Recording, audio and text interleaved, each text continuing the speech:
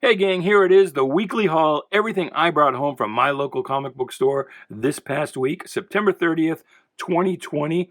And so, hey, kick back, relax. We're going to talk about comic books and have some fun. So stick around.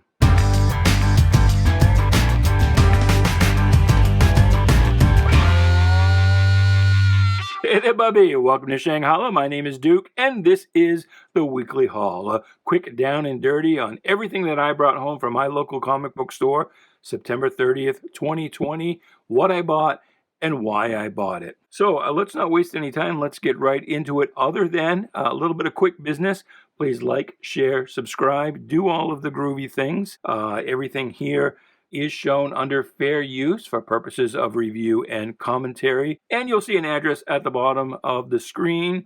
That is where you can buy the mystery boxes that my company is currently producing. Not many of those left, but I can tell you that I am the one who picked out the selections for those mystery boxes. So if you don't like what you get, well, at least you know who you pissed off at. But give it a try. I think you'll like it. They're 10 books for 30 bucks. That includes postage, and 1 in 8 boxes has a bonus 11th book. One of those 11th books is an Amazing Spider-Man 252. So check it out. All right, and a commercial. Let's get into it. Batman, Three Jokers. This is, of course, the big book of the week. And, you know, I have seen some reviews out already. I have seen Wes over on the Thinking Critical channel saying that this is the best drawn book. I think he said in the entire history of the comic book industry. Like not since Obadiah Oldbuck has there been a better drawn comic book. So I'm really looking forward to reading this. I did enjoy the first issue a lot more than I thought I would. I'm a little scared because, with Shazam canceled and, one more issue left of this series, it doesn't appear that Jeff Johns has anything on the docket at DC, and DC is bringing in some progressive woke creators that scare me a little bit as far as what the actual quality of their work is going to be, messaging aside. So Mark Waid, Ron Mars, Mags Vestiggio. But, I want more writers like Jeff Johns. That doesn't appear to be the direction DC is going, so I'm a little concerned there. The Goon, number 12 by Eric Powell. I am surprised at how few people actually buy this book. It is a wonderfully drawn book. It is just cool, creepy fun. I can't imagine anybody who liked Mad Magazine, for example, wouldn't love this book. This is just some good, wholesome comic book goodness. Good wholesome fun being, young boys throwing firecrackers and burning witches. But I love The Goon. It's one of my favorite things. And if you're not buying The Goon, please take my recommendation. You should. This is another book from Flying Albatross, which is Eric Powell's company that he self-publishes The Goon under. This is called GRUMBLE, MEMPHIS, and Beyond the Infinite. We're on issue 3. I have to admit I'm a little behind in my reading, and so I haven't actually read the first couple of issues, so I need to sit down and do that. I don't know anything about this book, so if you do, please do speak up in the comments below and let me know what you think. But I'm looking forward to reading this, and I did buy that just because it is from Eric Powell's Flying Albatross. Sea of Stars by Jason Aaron, and as with a lot of books at Image, I tend to buy them based on the writer, and knowing that writer from work at Marvel or DC, mostly Marvel though. And as I noted in the last video, that's kind of a reverse of how it used to work. It used to be that writers would work their way up from small companies to mid-sized companies like Image and then end up at Marvel and DC. These days, it's working in reverse. You get them at Marvel and DC, and then they go to Image. They take their own properties to Image. This book has been pretty good. It's not, I don't think, as good as some of his other stuff at Marvel, Thor and Doctor Strange. So I don't know how much longer I'm going to stick with it. But, it's been okay so far. Let me know in the comments below what you think of it, if you have been trying it. X-Ray Robot, well, that's Mike Allred, so that's pretty much all you need to know. If it's Mike Allred, the odds are pretty good I'm going to buy it. And I was talking the last issue. Tell me I don't have a comic book brain. I was speaking the last video about what I would do if I owned a comic book company. I'd buy the Sid and Marty Krofft characters. So look at the Goon here by Eric Powell, and tell me that Eric Powell wouldn't be great for Sigmund and the Sea Monsters. Look at Mike Allred, and tell me that he would not be just perfect for the Bugaloos. I don't know. I like to dream, I guess. But anyway, and this is another one. I haven't got around to reading that first issue yet. I've just got so behind on my reading. But if you are reading that, let me know what you think. I expect to love it just because it is Michael Allred. And then finally, the last book here this week. And I say last book, we're going to talk about one book in a moment that I missed, but Strange Academy. Currently, I am only buying 2 regular books from Marvel, Daredevil and Strange Academy. And I have really enjoyed the first couple issues of this series. I expect that there will be no less enjoyment in this particular issue. The writing by Scotty Young is pretty fantastic. Humberto Ramos, I have some problems with Humberto. Humberto is the guy who said that he was not going to do comic book conventions in any state that voted for Donald Trump. And it's like, dude, come on. You're going to punish your fans in a given state because people who don't know you, who've never heard of you, who've got no idea you even exist, voted for the wrong president. What about a state like mine, Maine, that splits its electoral vote?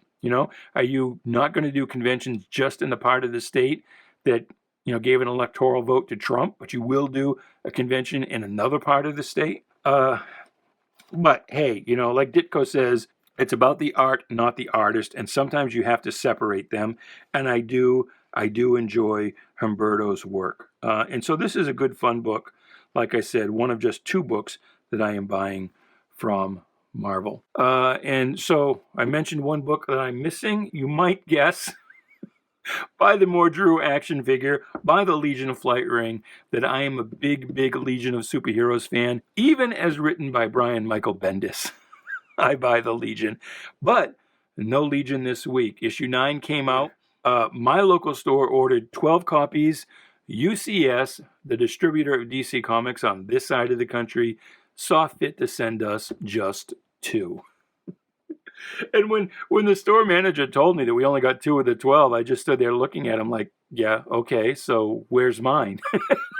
Assuming that, working for the company that owns the store, I would be one of the 2 lucky folks to get the book. But apparently, employee discount aside, I guess that's why you get an employee discount, because when problems happen, you end up last in line. So we've had to put out to UCS to be like, hey, we ordered 12, you only sent us 2, another 10 we'd like to have if you could please manage it. And of course, UCS, you send an email out into the ether, they don't acknowledge it, they don't explain, they nothing, you've got no idea. Hopefully you'll get those books, but you really don't know. And DC only prints these days to fill initial orders. So if UCS screwed up, they may not even get those books that they can send to us. I don't know. There are lots of books that we missed when they first set up our account because they screwed up setting up the account.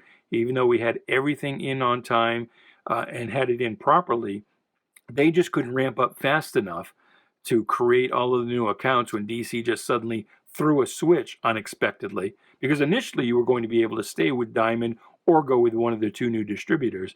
But when they just threw the switch and said, nope, no more Diamond, you have to go to one of these 2 companies, UCS could not ramp up fast enough, fell on its face creating some of those accounts, and we missed a lot of books. And even today, we are still missing some of those books. They still don't seem to get the orders right. And despite the mythology you hear online about how great the packing is from UCS and the other new distributor, Lunar, in UCS's case at least, don't believe it. Same as Diamond, it's just books in a box, and stuff comes in, as often as not, damaged from jostling around inside. So, that's kind of my bitch of the week. I hope you enjoyed that. I will also mention, you notice I didn't have too many new books there, so I did this week a little dollar diving. I jumped into the dollar bins, and I got this from the old Pacific Comics.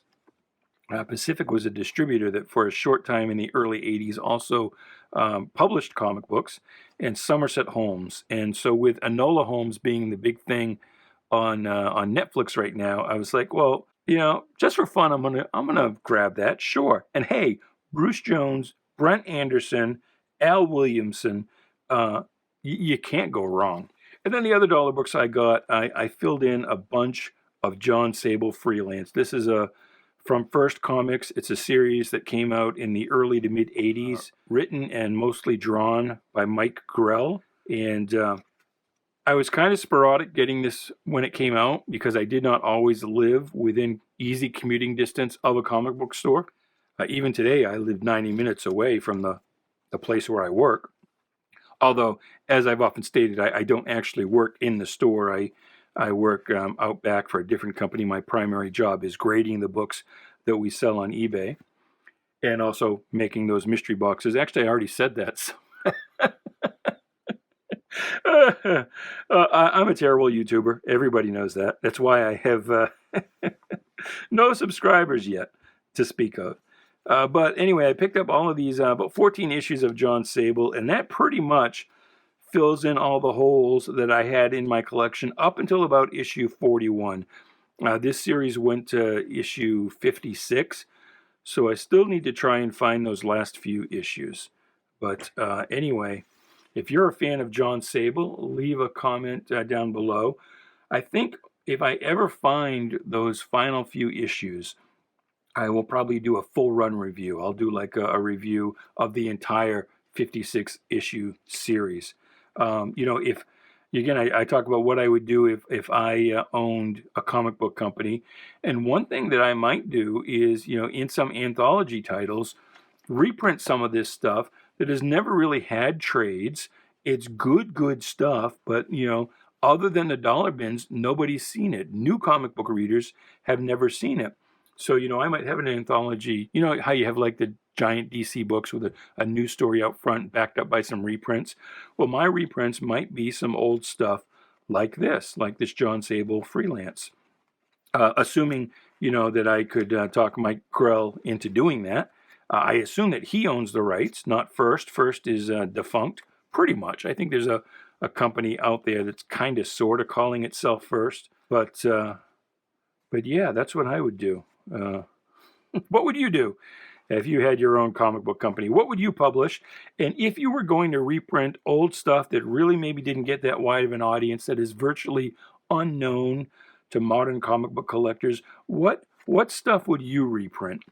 Stuff that's presumably creator owned that you could get reprint rights to pretty easily.